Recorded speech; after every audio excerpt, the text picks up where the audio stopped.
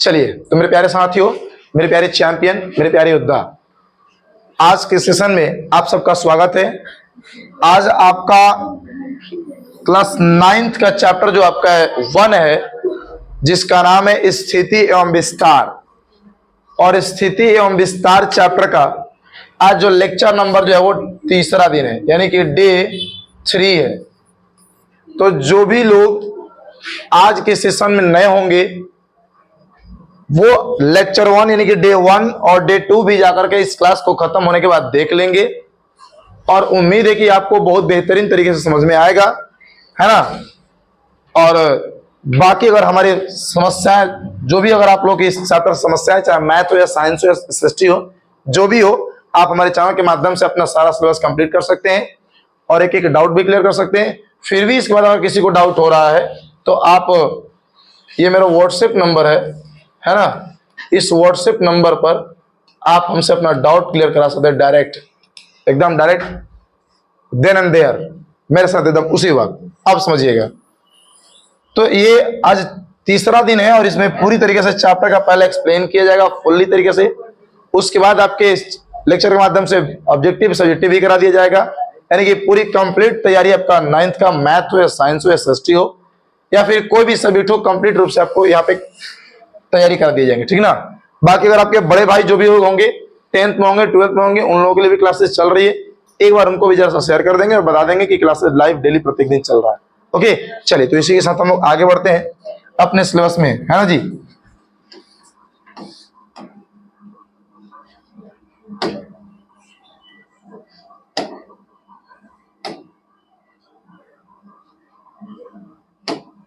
देखिए, हमने कल की क्लास में आपको बताए थे, यानी पिछला क्लास में बताया था हमने, भारत के आकार कैसा था, है ना जी, भारत के आकार कैसा था। और हमने ये आपको पढ़ाया था कि पूरे विश्व में क्षेत्रफल की दृष्टि से देखा जाए तो सबसे बड़ा आपका रूस देश पड़ेगा, उसके बाद दूसरे नंबर पे आपका कनाडा पड़ेगा, तीसरे नंबर पे आपका संयुक्त राज्य अमेरिका पड़ेगा, चौथे नंबर पे आपका चीन पड़ेगा, और पांचवें नंबर पे ब्राजील, और छठे नंबर पे ऑस्ट्रेलिया।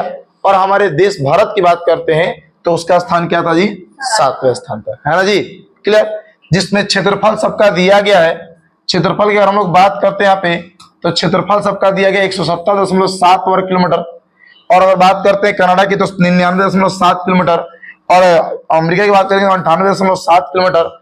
उसी प्रकार से धीरे धीरे अगर आएंगे तो भारत का क्षेत्रफल कितना है, तो 32.8 लाख वर्ग किलोमीटर है ना जी, जो कि पूरे विश्व में 7वें नंबर पे आकार में भारत आता है। चलिए, यहां तक किसी को डाउट था? नहीं, लगभग लगभग सब लोग समझ गए होंगे।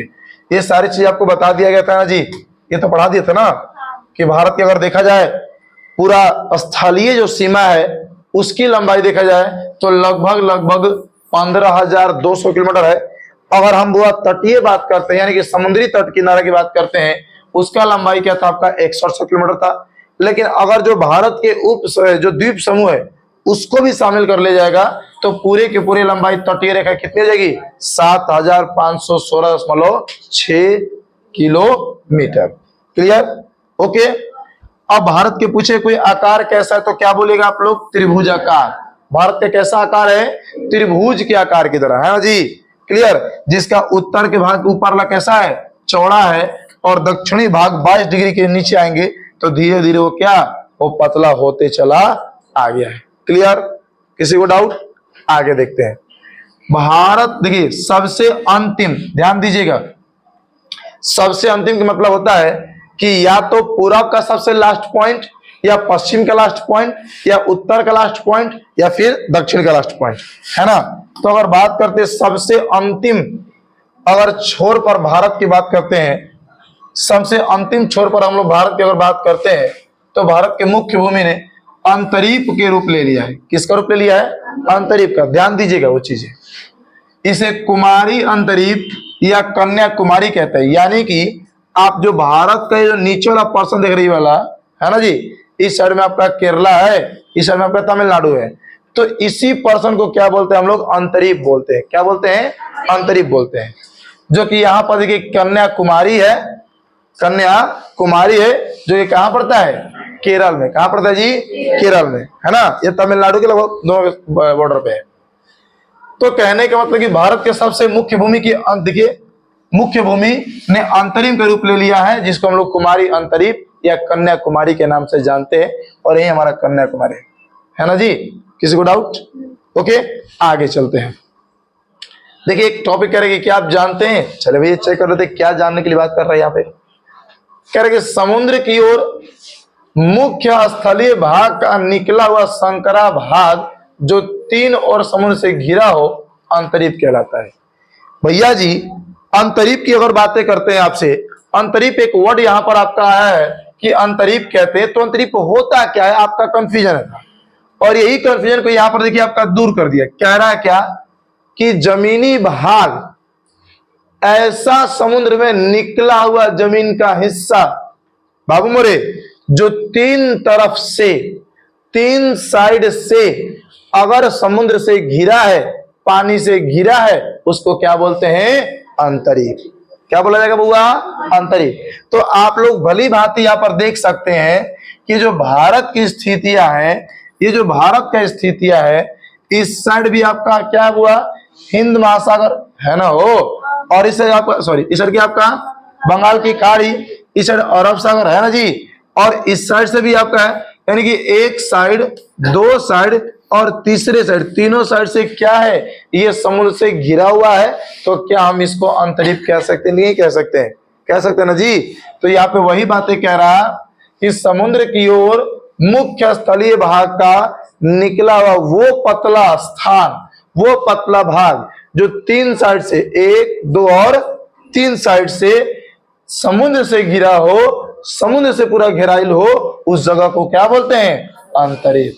बच्चों विश्व में विद्यमान अन्य अंतरीपों के आप क्या कीजिए? नाम लीजिए। ऐसा कहां कहां कैसा कैसा अंतरीप है जो इस तरीके से बना हुआ है। क्लियर? ओके, समझ में आई बातें? आगे चलते हैं। कह रहा है यहाँ पे बुआ मरे हो, थोड़ी सी और हम लोग जानकारी इकट्ठा करते हैं भारत के बारे में। कह रहे कि भारत के प्रायद्वीपीय आकार के कारण, यानी कि भारत के जो प्रायद्वीपीय आकार है, इसके अगर बदौलत देखा जाए, इसके कारण देखा जाए, तो देखा पूरब में क्या है? तो भारत के पूरब में क्या है? बंगाल की, भारत के पूरब में क्या है? बंगाल की खाड़ी। ए बउआ अगर भारत के पश्चिम में बात करते हैं, तो पश्चिम में क्या है? अरब सागर। क्या है जी? अरब सागर। क्लियर? आगे देखते हैं। और दक्षिण की बात करते हैं, नीचे तो हिंद महासागर है ना जी। इधर आपका अरब सागर, ये बंगाल की खाड़ी, और नीचे की आपका जी हिंद महासागर। क्लियर? अब सुनिएगा, यह तीनों ओर समुद्र से घिरा है, इसीलिए इस प्रायद्वीपीय आकार के कारण भारत की तटीय सीमा रेखा इतनी लंबी है।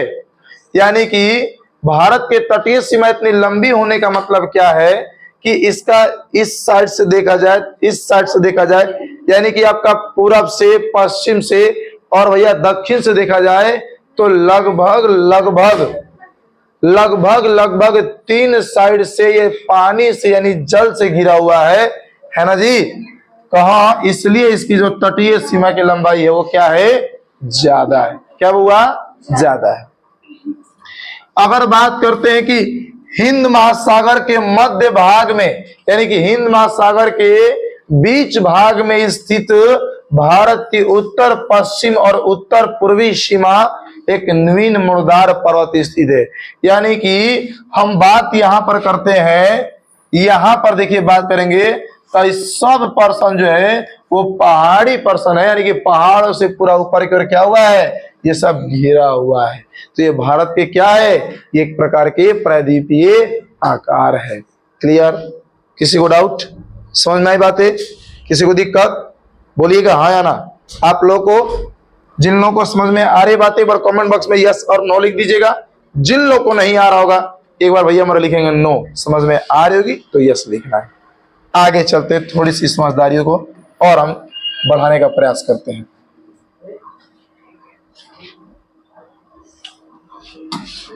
देखिए यहां पे अब अक्षांशीय और देशांतरीय विस्तार के प्रभाव की बात करते हैं। तो सबसे पहले हम सबको ये जानना जरूरी है कि अक्षांशीय क्या होता है, देशांतरीय क्या होता है। यही ना जी, यही ना, कहिए हाँ। अब सुनिए, आपने पृथ्वी का देखा कि नहीं देखा है? पृथ्वी देखे आप लोग? कहाँ? हाँ। तो ये जो आप पोर्शन इस तरीके से देखे होंगे, इस तरीके से देखे होंगे, इसी को हम लोग क्या कहते हैं? अक्षांशीय। और इस चीज को हम लोग क्या बोलते हैं वो हमारे? ये हो गया तो विषुवत रेखा, और इस तरीके से देखिए ये हो गया आपका, देखा, ये आपका अर्थ हो गया ना। तो ये आपका क्षैतिज, ये क्षैतिज, ये ऊर्ध्वाधर स्थितियों को क्या बोलते हैं? अक्षांशीय एवं देशांतरीय। क्या बोलेंगे? अक्षांशीय एवं देशांतरीय।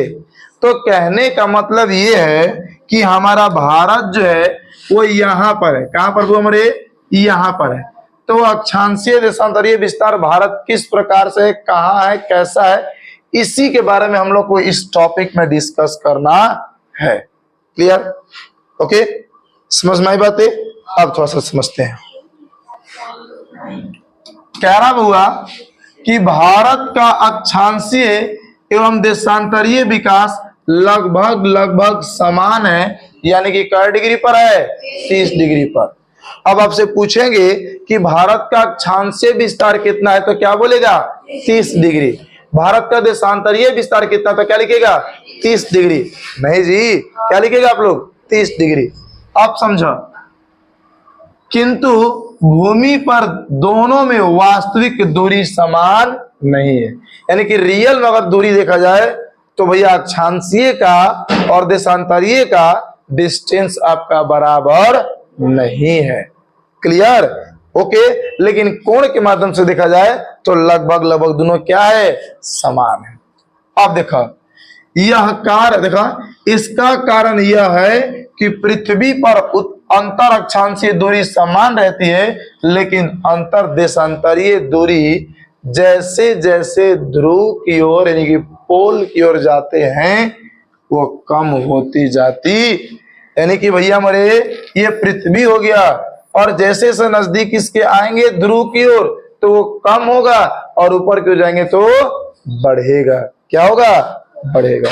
थोड़ी सी अब देखिएगा, एक देखिए, भारत में अरुणाचल प्रदेश कहाँ है? अरुणाचल प्रदेश याद है आपको? याद है आपको? भारत में अरुणाचल प्रदेश कहाँ है? ये जो आपका इस तरीके से आया है, इस तरीके से, तो ये जो आपका पर्सन है यही क्या है? आपका अरुणाचल प्रदेश है ना? ये क्या है? अरुणाचल प्रदेश। कह रहे कि भारत में अरुणाचल प्रदेश यहाँ पर यानी किबिथु के पास। और देखो ये वाला जो पर्सन आप लोग देखेंगे, ये वाला, इसको कहते हैं कच्छ। क्या बोलते हैं? कच्छ। ये जो कि गुजरात में पड़ता है। तो भारत में अरुणाचल प्रदेश और कच्छ के बीच स्थानीय समय में 2 घंटे का अंतर आता है। अरे बाप रे बाप।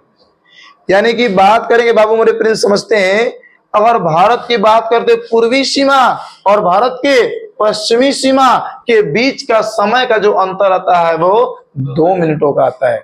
2 घंटे का आता है। यानी कि सुबह को यहां सूर्य निकलेंगे आपका 8 बजे, तो यहां निकलेंगे 10 बजे।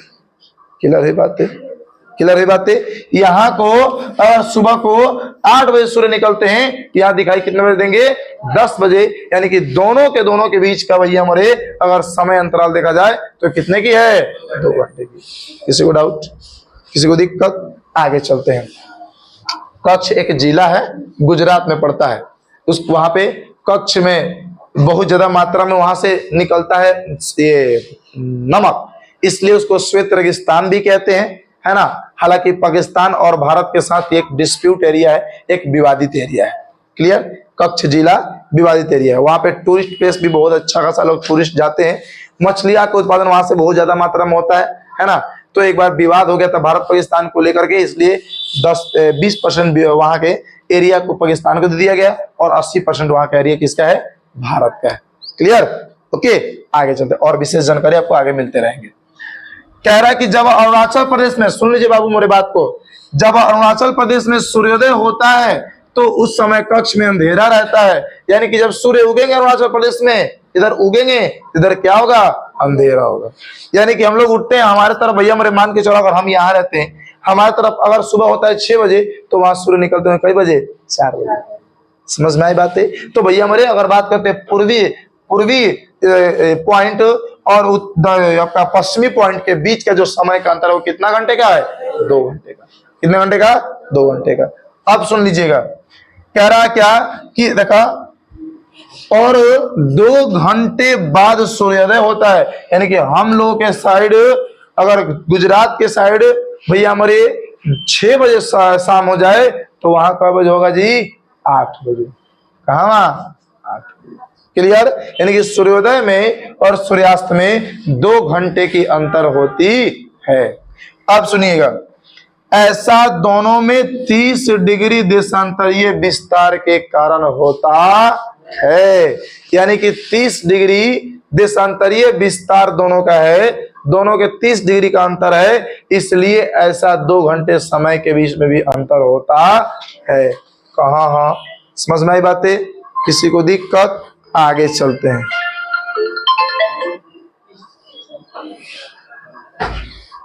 नेक्स्ट देखते हैं बुआ क्या कह रहा है। अब थोड़ा सा देख लीजिएगा और थोड़ी सी डाटा हम लोग देखते हैं। कह रहे कि भारत की मानक देशांतर रेखा आपका 82 डिग्री पूर्वी देशांतर है, जो कि इलाहाबाद के नैनी से होकर के गुजरता है। यानी कि ये जो भैया हमारे डाटा है 82 डिग्री 30 मिनट पर, वो कहां?